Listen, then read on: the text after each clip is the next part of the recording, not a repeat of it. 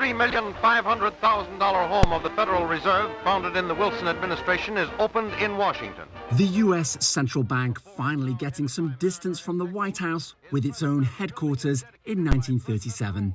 I dedicate this building today to progress.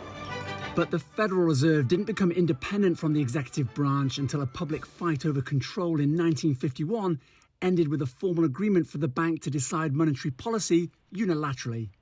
And if central bank independence is now a central tenet of Western economic orthodoxy, the Fed's evolution was rooted in false starts, driven by suspicion of government.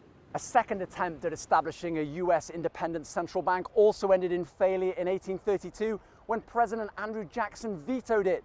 Jackson claimed great evil might flow from such a concentration of power in the hands of a few men irresponsible to the people. Jackson was a populist whose legacy remains divisive, but he was much admired by Donald Trump when he was in office. Trump now reportedly wants to turn the wheel back if he wins the presidential election by demanding a greater role in setting the benchmark interest rate that influences how much we pay for pretty much anything. And that's controversial.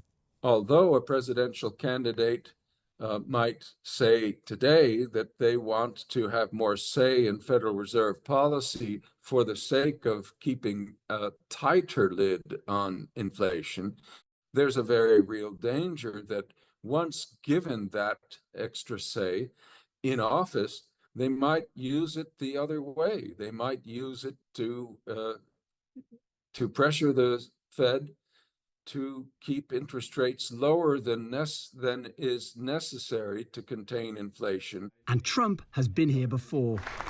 Trump appointed the current Fed chair, Jerome Powell, but then turned on him for raising its benchmark interest rate instead of lowering it to meet Trump's aim of accelerating economic growth. I think the Fed is out of control. I think what they're doing is wrong. Now Powell is under similar pressures, having raised that interest rate to the highest in years to drive down rampant inflation. High inflation imposes significant hardship as it erodes purchasing power. Inflation has dropped substantially, but remains persistent in some areas of the economy. And yet President Joe Biden's tone is markedly different to Trump's. Respect the Fed. Respect the Fed's independence. Even so, the Fed has been criticized for spotting the inflation crisis too late, while Biden's Republican opponents blame him for contributing to inflation by spending hundreds of billions of dollars of government money on infrastructure and green energy.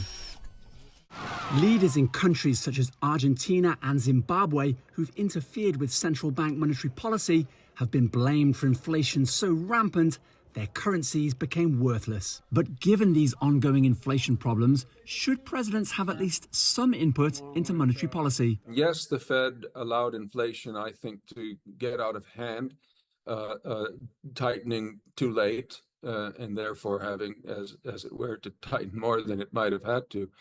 But it doesn't follow from all of this that we want to grant the executive authority more ability to steer or influence Federal Reserve policy. And these pressures on central bank independence are spreading globally.